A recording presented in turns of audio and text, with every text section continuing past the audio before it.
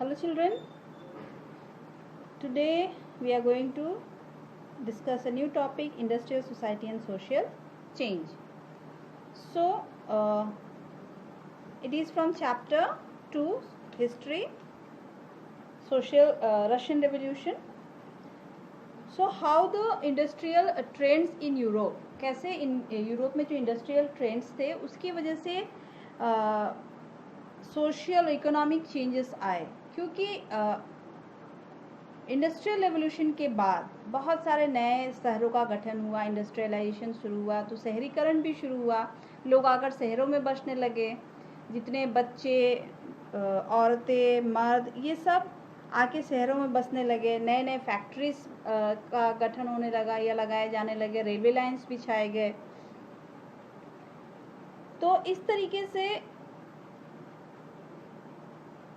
Changes, social और economical changes आए। Unemployment का प्रॉब्लम जो था कॉमन पीपल में, इसकी वजह से लोगों ने लॉन्ग वर्किंग आवर्स और पुअर वेजेस को भी स्वीकार कर लिया, क्योंकि इतने सारा अनएम्प्लॉयमेंट था, जिसकी वजह से फैक्ट्रीज में अगर काम मिल भी रहा था, अगर फैक्ट्रीज में ज़्यादा समय तक काम करना पड़े या फिर कम पैसे पे भी काम करना पड़े तो लोग उसके लिए तैयार थे, क्योंकि नौकरियां नहीं थी, लोग अनएम्प्लॉयड थे। इस वजह से तो अर्बनाइजेशन, हाउसिंग, सैनिटेशन प्रॉब्लम, ये सब कुछ बढ़ने लगा था। अर्बनाइजेशन यानी शहरीकरण होने लगा था, छोटे छोटे शहरों में गांव से लोग आकर रहने लगे थे, तो इससे शहरीकरण बढ़ने लगा था, शहरों पे बोझ ज़्यादा हो गया था, लोग आके रहने लगे थे। सैनिटेशन प्रॉब्लम हो गए थे, क्योंकि शहर जो पहले बसाए गए थे वो शहर के हिसाब से बसाए गए थे, वहाँ के लोगों के रहने लायक, लेकिन बाद में जो गांव से लोग आके फैक्ट्री साइट्स के आसपास रहने लगे, जिससे कि शहरों में भीड़ बढ़ गई, हाउसिंग प्रॉब्लम हो गया, सैनिटेशन प्रॉब्लम्स शुरू हो गए। लेकिन इस पे ध्यान बिल्कुल नहीं दिया जा रहा था, क्योंकि जितने भी इंडस्ट्रीज थे वो प्राइवेट थे, यानी प्राइवेट पीपल, इंडिविजुअल कोई बड़े लोग इंडस्ट्रीज के ऑनर थे। जितने लिबरल्स और रेडिकल्स, जो हमने पढ़े लिबरल्स और रेडिकल्स के बारे में, लिबरल्स और रेडिकल्स जो थे उनके अपनी प्रॉपर्टी थे, अपनी वो लोग प्रॉपर्टी ऑन करते थे, और वो एम्प्लॉयर्स भी थे, वो काम भी करते थे। उन्होंने बहुत सारा धन इकट्ठा कर लिया था इंडस्ट्रियल वेंचर्स द्वारा या ट्रेड में निवेश करके बहुत सारा धन इकट्ठा कर लिए थे। उनका ये बिलीफ था कि कुछ एफर्ट्स करके या कुछ मेहनत करके ज़्यादा से ज़्यादा हम वो लोग पैसा या धन इकट्ठा कर सकते हैं। और कुछ चेंजेस लाके भी, जैसे कि जो वर्किंग क्लास था या जो इंडिविजुअल जो वर्कफोर्स था, जो वर्किंग क्लास था, वो हेल्दी हो, सिटीजन्स जो हैं एजुकेटेड हो, ये जो है ये उन पैसों से जो इकट्ठा उन लोगों ने किया था, इससे कुछ चेंजेस वो लाना चाहते थे। और वो बिलीव करते थे कि इंडिविजुअल एफर्ट होने चाहिए लेबर और एंटरप्राइजेस में, यानी वो चाहते थे कि इंडस्ट्रीज को ग्रो करने के लिए इंडिविजुअली लोग एफर्ट करें, लेबर एंटरप्राइजेस यानी जो लेबर थे वो भी एफर्ट करें। कुछ जो नेशनलिस्ट थे, यानी उसी में जो राष्ट्रभक्त या देशभक्त थे, या लिबरल्स हो या रेडिकल्स हो, दोनों में से कोई, ये रेवोल्यूशन चाहते थे, क्योंकि जिस तरह का गवर्नमेंट यूरोप में उस वक्त था, यानी हम देख सकते हैं कि मोनार्की था, राजशाही था, तो इस गवर्नमेंट का वो एंड करना चाहते थे, जो 1815 के काल में या उस समय हम यूरोप में देख रहे थे। फ्रांस, इटली, जर्मनी, रशिया, ये सारे रिवोल्यूशनरीज यहाँ एक्टिव हो गए, ये लोग काम करने लगे, और वो चाहते थे कि जो मोनार्की सिस्टम एग्जिस्ट कर रहा है, यानी जो राजशाही उस वक्त थे, उसको वो लोग उखाड़ के फेंक दे या हटा दे। नेशनलिस्ट जो थे वो रेवोल्यूशंस करना चाहते थे, वो क्रांति लाना चाहते थे, ताकि नेशन स्टेट का गठन हो सके। नेशन यानी एक देश जहां हर कोई एक समान हो, ऐसा गठन हो सके, ये चाहते थे नेशनलिस्ट। तो 1815 के बाद जिसेपी मज़ीनी एक इटालियन नेशनलिस्ट थे, उन्होंने कॉन्स्पायर किया, कॉन्स्पायर कह सकते हैं कि उन्होंने एक कॉन्स्पिरेसी की या एक साजिश किया कि कैसे इटली में वो वहाँ का जो इटालियन राजशाही था उसको उखाड़ फेंके और वहाँ एक दूसरी सरकार लाए और वहाँ के सिटीजन्स को इक्वल राइट्स यानी समान अधिकार प्राप्त हो।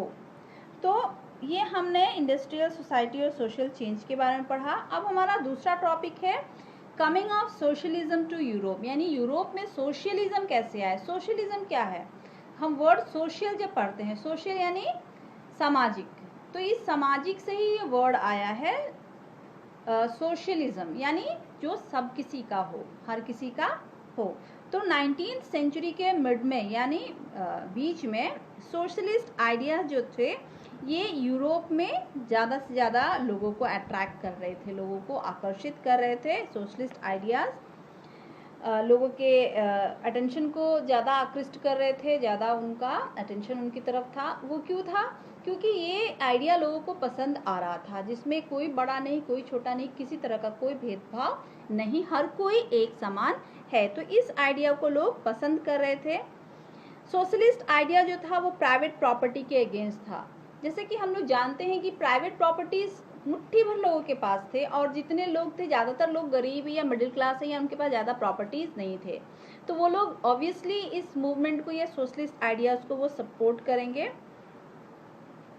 तो सोशलिस्ट जो थे वो सोचते थे कि जो प्राइवेट प्रॉपर्टी है यही सारे सोशल इविल्स का या सोशल इल यानी सोसाइटी में जितने भी तरह के भेदभाव हो रहे हैं या जितने तरह के कुरीतियाँ हैं या जो भी कुछ सोसाइटी में खराब या अच्छा नहीं है वो इन प्राइवेट प्रॉपर्टीज ऑन करने की वजह से ही है। तो उनका ये बिलीव था, ये उनका मानना था, सोचना था कि प्राइवेट प्रॉपर्टीज जो थे ये पर्सनल गेन के लिए ये कुछ लोगों के हाथों में था, यानी कुछ लोग ही प्रॉपर्टी ऑनर्स थे, इससे लोगों का कोई वेलफेयर नहीं हो सकता, लोगों का कोई भलाई इससे नहीं हो सकता। ये प्राइवेट प्रॉपर्टीज जो थे ये प्रोडक्टिव नहीं थे, यानी इससे किसी को कुछ हासिल होने वाला नहीं था।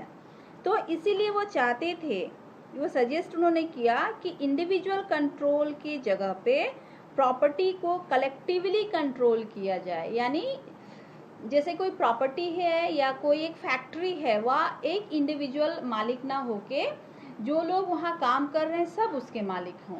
तो ये आइडिया जो था वो सोशलिज्म का आइडिया था। तो सोशलिस्ट जो थे वो चेंजेस चाहते थे इसी तरह का, और इसके लिए उन्होंने प्रयास शुरू कर दिए, प्रचार प्रसार शुरू कर दिया सोशलिज्म का, और उन्होंने प्रयास शुरू किए।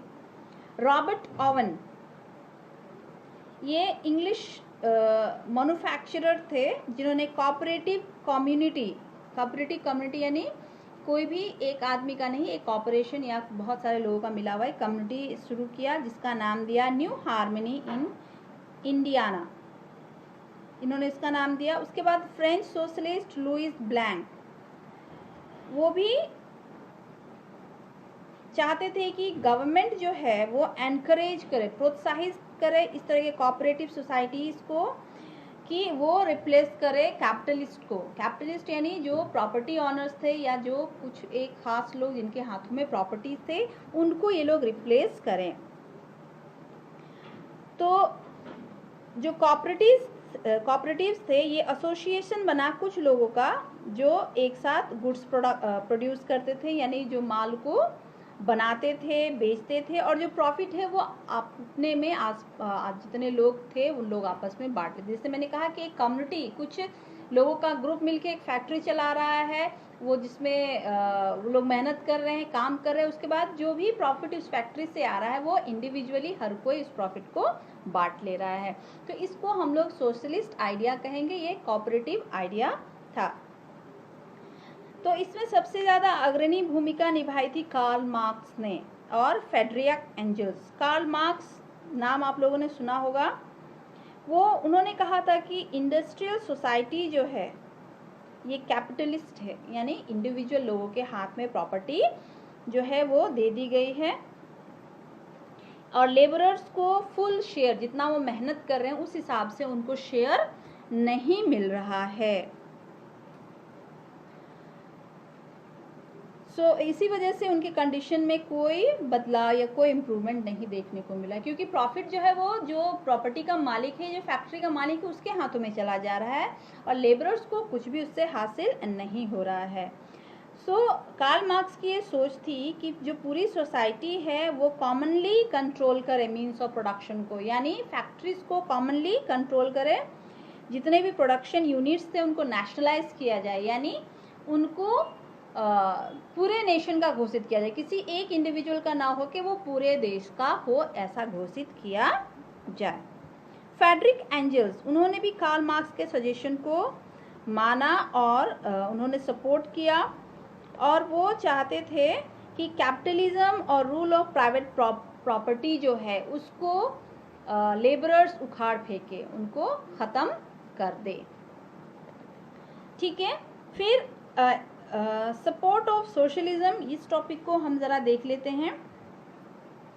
तो सोशलिस्ट जो है एक इंटरनेशनल बॉडी उन्होंने शुरू किया जिसको नाम दिया गया था सेकेंड इंटरनेशनल, और इसका क्या काम था, ये एफर्ट्स या ये ऐसे मेहनत करता था कि सोशलिज्म का जो आइडिया है ये पूरे यूरोप में फैल जाए। 1870s तक इन्होंने इस पे मेहनत किया कि सोशलिस्ट आइडिया पूरे यूरोप में फैल जाए।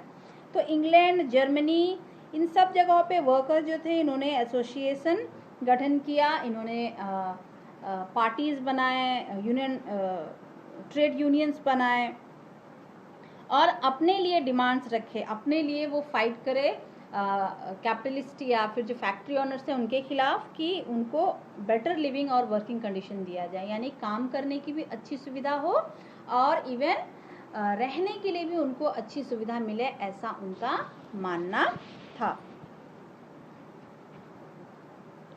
तो वो जो एसोसिएशंस थे उनका एक काम था कि कोई भी मेंबर्स अगर उस एसोसिएशन का डिस्ट्रेस में है या किसी मुश्किल में है तो उनको मदद की जाए, और ये भी डिमांड था कि वर्किंग आवर्स को घटाया जाए। जैसे हम अभी जानते हैं कि वर्किंग आवर जो है 8 आवर्स का होता है, लेकिन उस वक्त वर्किंग आवर्स जो थे वो ज़्यादा होते थे तो उनको भी घटाने की मांग रखी गई थी। Even right to vote, labourers को वोट देने का भी अधिकार मिले।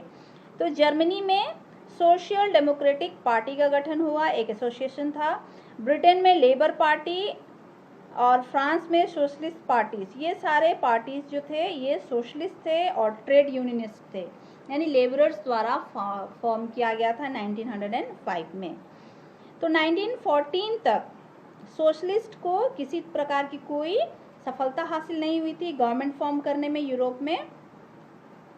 ये बहुत बड़े संख्या में यूरोप के पार्लियामेंट्स में ये लोग अपनी उपस्थिति दर्ज करा रहे थे, यानी बहुत बड़े संख्या में ये लोग चुन के गए थे यूरोपियन पार्लियामेंट्स में, लेकिन सरकार का गठन उन्होंने नहीं किया था। तो गवर्नमेंट्स जो थे ये अभी भी कंजर्वेटिव, लिबरल्स और रेडिकल्स द्वारा रन किया जा रहा था। नेक्स्ट टॉपिक में हम लोग पढ़ेंगे Russian revolution. Okay, till then bye.